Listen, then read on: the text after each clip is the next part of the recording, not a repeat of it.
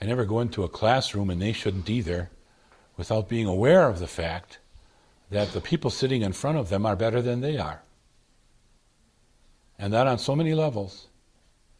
They're younger, they haven't had time to pile up the sins that you've piled up. Nobody has an excuse for their sins, but you less than they, because you know better than they do. And so the ones sitting in front of you, I always thought were better than I was. I didn't let them know that, but I always thought it, and it's still true. You remember the things you did, at least I do, and they're a heavy burden. Things I didn't even think about when I was, you're not going to believe this, but there are things I did when I was teaching that I should not have done. It's true. Don't ask me for particulars, and you needn't supply them yourself either.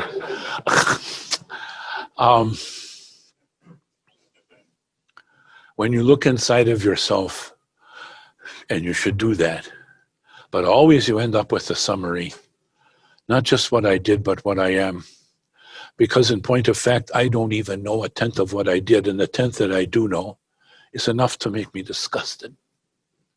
So that I come into the presence of Jesus, desperate, doomed, damned, aching, longing, yearning for rescue.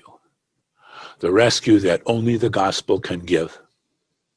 I was asked to come up to MLC after I had retired, or as some put it, been retired, to make a presentation on something. I can't remember what it was. And during the question and answer period, one of the students asked, if you made one contribution to the ministry, what do you think that would be? And I said, I never looked at my watch. And I was surprised how many kids were sitting there who nodded. That's right. When we went to see him, he never looked at his watch. Why? Because if the most important thing that Jesus has to do is speak to me in his word, in my devotions, and to listen to me in my prayers, the least I can do is give my undivided attention to that person who's in front of me. I follow that same principle in my devotions. I don't look at my watch. When they're through, they're through. And I planned them and did when I was in service as well, for such a time as I'm not going to be interrupted. You look at your watch, says, oh Lord, I've got something either that I'd rather be doing or that's more important. Neither of which is the case. That's the God that you represent. People are not a blob of nameless, faceless humanity. A pastor asked me last summer, one time, he said, what do you think is the most important part of the work that you did as a professor when you weren't standing in front of a classroom? And I said, I don't know what you're after. He said, I'm after your secret. And I said, I still don't know what you're after, but I'll tell you what I think was the most important. The door of my office was open. I didn't expect to get work done in there. That was time that belonged to the students.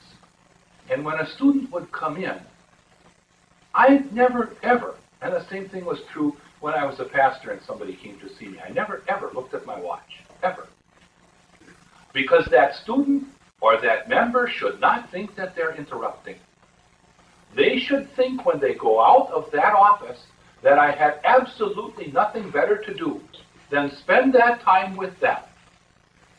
And that there was nothing I would rather do than spend that time with them.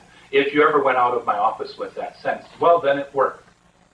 And most of the time, when you would stop in my office, or when somebody maybe just is walking by your office when you're a pastor and somebody stops in, most of the time they don't have anything to say. They just, well, the door was open, so I walked in. And now we're going to chit-chat about this and that. Things that are of absolutely no consequence. They have not wasted your time. by taking the time to listen to whatever was on their mind, even if nothing was on their mind. You show that person that that person matters, that that person is important to you. Then, when something is on their mind, when they really do have something that's bothering them, it'll be obvious who they go talk to. You. You had time for them when it wasn't important. They're sure that you will have time for them when it is. Yeah? That's part of sales organizing, huh? Something to consider maybe teaching your mentees through is going through on giving advice to God. Because I think Professor Deutschlander models this really well, finding, I'm not just trying to butter you up. Like, Shucks. Oh, shucks. But he models it really well. And I think that could be something that we could. I think of teenagers when I taught high school. It was real interesting. Kids would come. A kid would come in to see me because he had done it, whatever it was. Some great crime. You could pretty well narrow it down, I suppose, to a few things. And for the first time in his life, his conscience bothered him, or her conscience bothered her, and they were being driven to despair by what had happened. And there you are. Now you can really screw this up and be a professional counselor. Well, let's talk about this for a while. How do you feel about that? Or you can be a pastor. And you can say now, let's think about this for a little while. What you did was really awful. If you're in despair and think you deserve to go to hell for that, you are exactly right. You are exactly right. But what's different between that day and the day before? Didn't you deserve to go to hell the day before? Yeah, you did. What you did is serious. And we have to deal with it, and we're going to deal with it. But the very fact that you are in despair over it reveals that underneath that despair is a Pharisee, who to one degree or another, before it happened, thought that his relationship with God was, at least to some limited extent, based on the fact that it had not happened. Yeah? Now,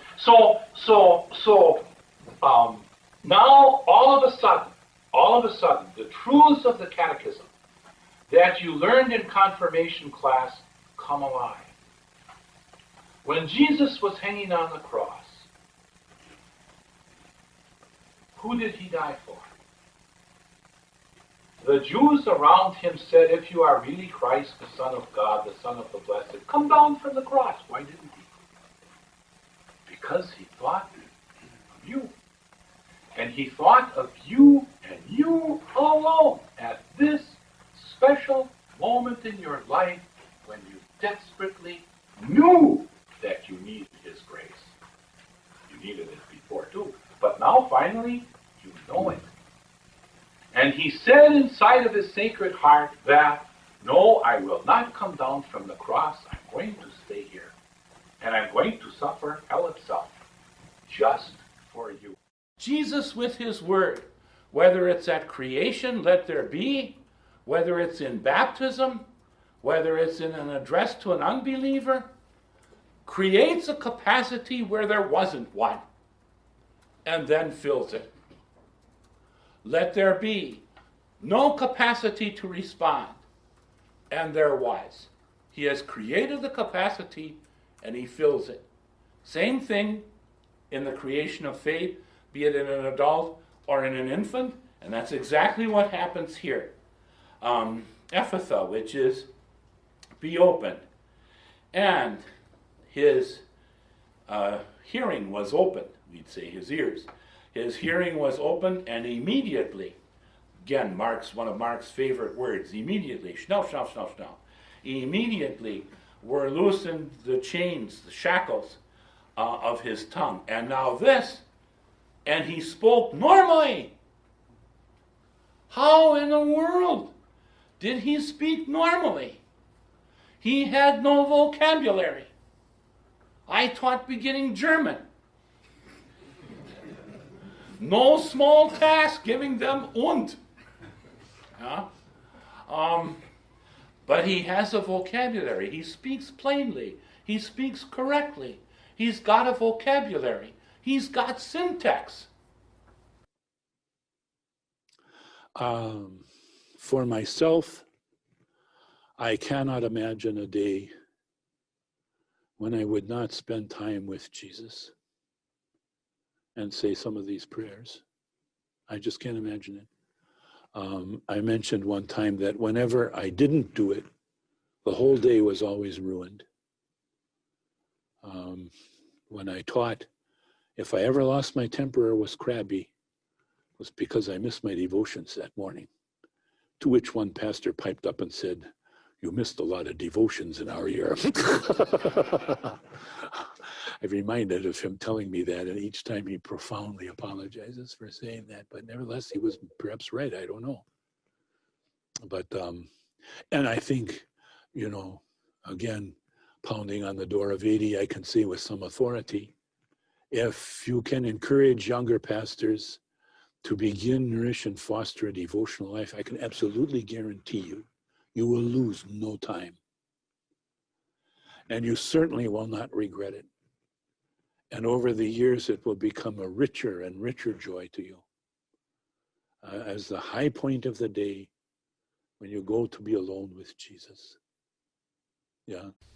You should go. I remember teaching at Northwestern all those years. For me, graduation day was both the happiest day of the year and the saddest, because I hated to see you leave. I know you don't believe that, but it's true. I hated to see you leave. I suppose more I dreaded a whole new batch. But be that as it may, I hated to see you leave, and at the same time was so glad that you had made it, and we're one step closer to the goal of your being sent out to preach, keriso, to preach. And usually when you go to see somebody, you should call them first. It's rude to just drop in on people. But I didn't want to call them first because they had good reason to say, "I'd rather not, thank you very much." But I was bound and determined I was going to see them. So I went to see those 6 boys who had all kinds of reasons not to want to see me. Do you know that the reaction of those 6 boys was identical? Exactly the same. Each one of those 6 boys, when they saw me, ran up to me and hugged me and said, "Pastor D, it's so wonderful to see you. You don't know what a difference you make." I never thought that. All 6 of them had married Catholic girls. And their wives had either become Lutheran or were waiting for their mothers to die so they could become Lutheran. And all their kids were in Lutheran schools. Waste of time as assistant principal of a kettle? I don't think so.